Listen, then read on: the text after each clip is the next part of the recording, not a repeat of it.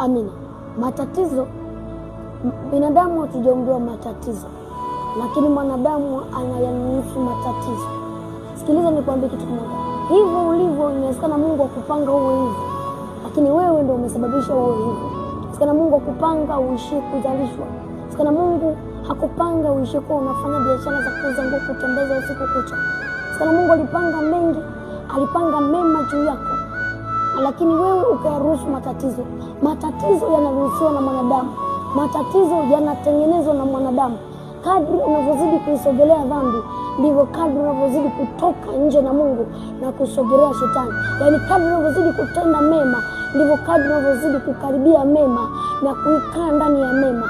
Lakini kadri unavyozidi kuishi maisha ya dhambi, ndivyo kadri unavyozidi kujisogeza kwenye matatizo. Kwa matatizo sisi hatukuumbiwa, lakini matatizo sisi tunayafuata. Matatizo sisi hatukuumbiwa, lakini mwanadamu matatizo anayafuata. Hatua unazopita juu ya kutenda dhambi, ndivyo hatua unazopiga jinsi ya kusogelea matatizo.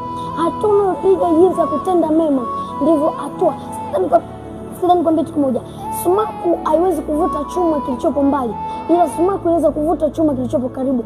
Kwa kadri unavyozidi kutenda mema, ni sawasawa katika ulimwengu wa roho unamvuta Mungu kwa lazima aje ndani yako. Lakini kadri unavyozidi kutenda mabaya, ndivyo kadri unavyomvuta shetani aje kuharibu maisha yako. Wenda Mungu alipanga uolewe kwa harusi, lakini kutokana na tamaa za hela umeishia kuzalishwa.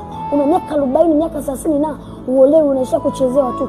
Kwa matatizo na shetani huwa hamuonei mtu, ila mtu ndo anamfuata shetani.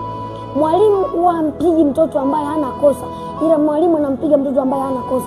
Kwa shetani hamuonei mtu, ila mtu anamfuata shetani. Mungu akubariki.